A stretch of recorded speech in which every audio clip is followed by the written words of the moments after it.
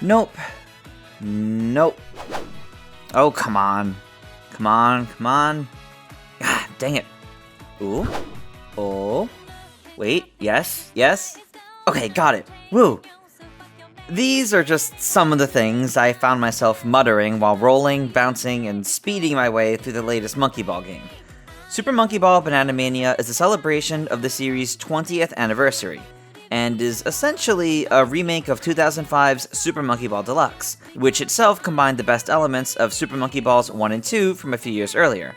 With over 300 levels, a story mode, plus all 12 original multiplayer minigames, hundreds of missions to complete, new characters, and even more extra content, it's clearly packed with a ton to do to keep players busy. But it's not easy.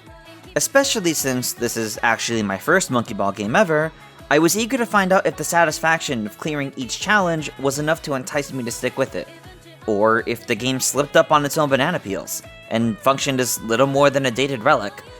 Well, let's find out. The story mode is where I spent a good chunk of my time, featuring 100 levels within the loose trappings of a story. But unlike the original story in Deluxe, which featured fully animated, pre-rendered cutscenes, and an actual plot to follow, here in Banana Mania, it's reduced to a series of short comic-like animations that the monkeys are watching on television, before flying off into space? Okay, I'm not really sure what's happening here to be honest, but the start and end of each world feature a short cutscene of I and company dealing with Dr. Bad Boon, and that's about it really. It's almost more like a recap or short summary of the original story than anything else. As someone who never played the original game, I found that it'd be cute little shorts, even if they didn't really amount to much beyond adding some vague context for each of the world's settings. Though cute, I mostly found myself skipping them to continue on to the next actual level, and they are a disappointing step back compared to the full cutscenes of the original game. For those new to the series, players tilt the world itself using the left stick, thereby making the character roll through it through the power of gravity. It's pretty much a big marble puzzle, requiring careful finesse as you roll down long straightaways, manage tight corners, or navigate a busy map filled with holes and other obstacles to carefully avoid, all the while carefully managing your speed so you don't overshoot and go flying off the ledge. Except in cases when you need to. But unlike most marble puzzles, this one is actually fun. A lot of fun. While it took me a couple of attempts to understand exactly how it worked, the core gameplay is far more fun than I was expecting it to be, and fans of the series are sure to feel right at home. The physics feel good and really test the limits of the level design as well, making what appear to be gentle slopes be far more dangerous than they seem. The controls are smooth and responsive, and I always felt in control of my actions, at least when I wasn't launched away by some obstacle. While the motion controls were a little too sensitive for my liking, prompting me to leave them off, the button controls were where I felt the most comfortable. Speaking of toggleable controls, there's also an optional jump button. It's the most expensive item to purchase in the point shop, but once unlocked, it can be turned on or off in the options menu. This allows the player to, well, jump. Helpful for crossing gaps or making an even faster attempt at the end goal of a level. Keeping it off preserves the true veteran Monkey Ball experience, but I gotta say, it definitely helps to have. Every level could be completed without it, so it's an entirely optional option. Maybe I like to challenge myself, but I haven't been using it too much personally. When it comes to the levels themselves, they get pretty difficult pretty fast. World 4 in story mode was among the most frustrating, constantly alternating between levels I found either overly simple to ones that left me stumped for longer than I'd like to admit. Then I reached World 7, and World 8, and began to find myself stuck in worlds for hours. Even my husband, who is both more familiar with Monkey Ball and also significantly more talented at puzzle games than I am, was finding himself stuck in some of these more complex levels. And that's the thing I came to learn. Super Monkey Ball is difficult, and it's not afraid to amp up that difficulty on the fly. And dare I say, that's part of what makes it so much fun. While I may definitely have needed to step away for some time after just constantly throwing myself off the edge, even the most frustrating levels were eventually fun to solve. Sometimes my husband and I would sit down and figure out a level together, figuring out a best plan of action to complete it. Ignore the bananas and focus on reaching the goal quickly, or follow the exact path laid out by the bananas, or focus on maintaining a set speed. When I took my time to patiently learn and understand each level, even if through trial and error, I always enjoyed it. The satisfaction of finally clearing a difficult challenge before seeing what new one would take its place was exciting, and I was consistently anticipating a fun challenge out of it all. This rang true even beyond the main story levels, for both the various special modes or challenge levels. Reverse mode swaps the start and end goals of the levels, challenging the player to remember specific levels and figure out how to solve them in reverse. These got pretty difficult fairly quickly, but offered a nice spin on things. Dark Banana mode turns the bananas rotten, adding even more obstacles to avoid in already difficult levels. While these were fun, I already tend to focus more on getting to the goal as quickly as I can, rather than collecting bananas, so it didn't actually change that much for me. Original Stage Mode brings identical replicas of some stages from the original games, and these are hard. I could barely complete any of these, but boy am I looking forward to overcoming the challenges that these present. These are just some examples of the extra special challenges that await you.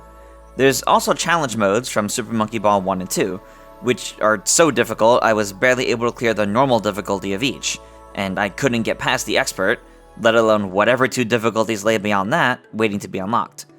While the main levels are definitely made to get more and more difficult as you go, really testing your skill and what you've learned up to that point, the other modes weren't as generous. If you aren't ready for the challenge offered by these different modes, you will get stuck. Quickly. This rolling rage game isn't only defined by its packaged 300 levels, though. There's also 12 multiplayer party games to enjoy. Some are on the simple side, like Monkey Race, which is quite literally just a rolling race through a course against other opponents, or Monkey Billiards, which is literally just billiards. Some are a bit more complex, like Monkey Target. Some are incredibly short and quick, like Monkey Fight, while others can be quite long for even one round, like Monkey Baseball. Whether you want to play alone or with 4 local friends, there's clearly a lot to play with in the party games. It's just a shame that they can't be played online though.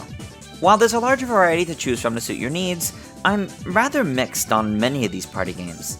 Some are genuinely very fun, like Monkey Billiards, Fight, and Bowling, and I thoroughly enjoy them when playing with friends, bringing out the competitive energy of everyone collectively getting more excited as the game goes on.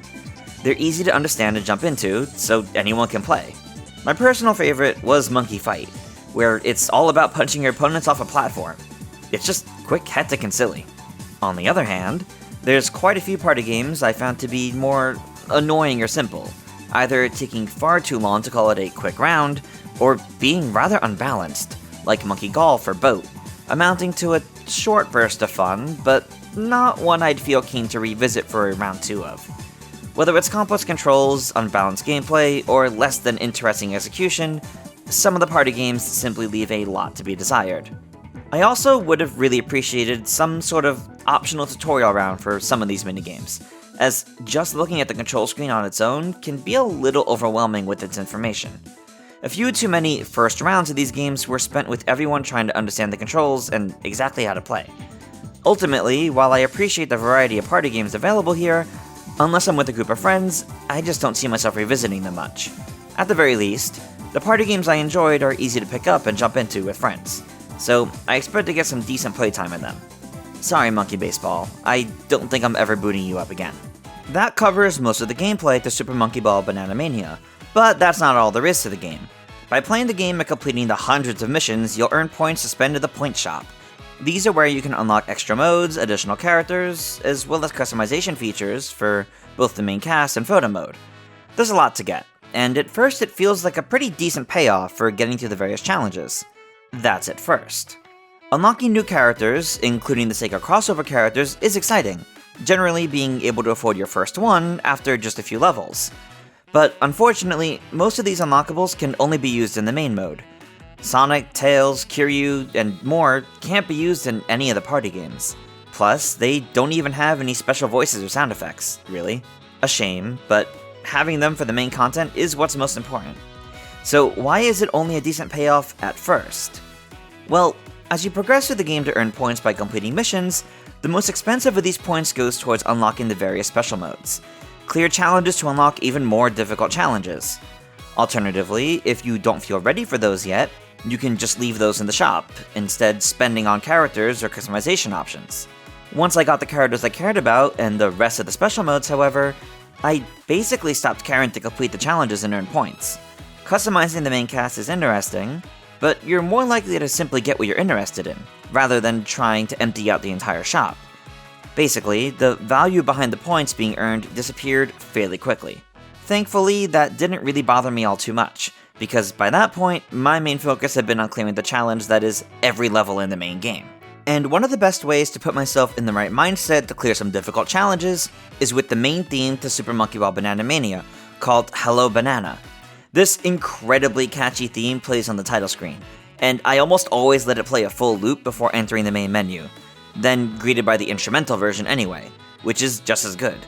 Needless to say, this song has been stuck in my head for the last few weeks, but it always makes me feel ready to play some Monkey Ball, so I can't really complain. The music in general is actually pretty good, though this main theme is really the one highlight to me. The graphics look nice in HD, but nothing makes me really stop and say, wow.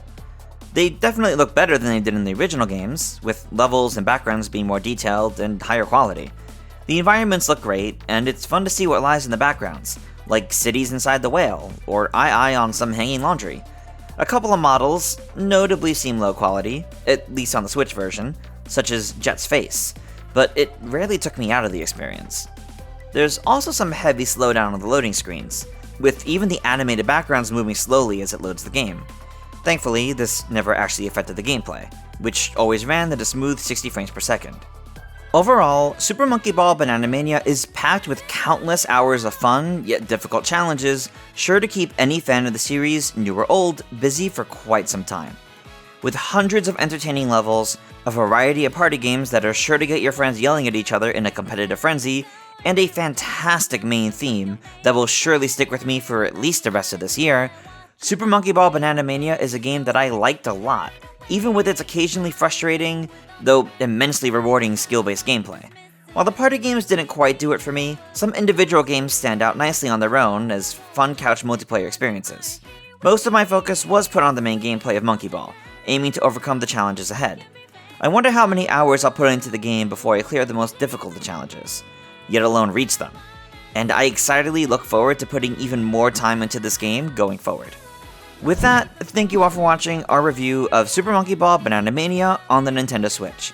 Make sure to let us know your thoughts down below, and subscribe to GameXplain for plenty more on Monkey Ball and Nintendo Switch titles. Check out the videos on the right for more content you might be interested in. Until next time, farewell.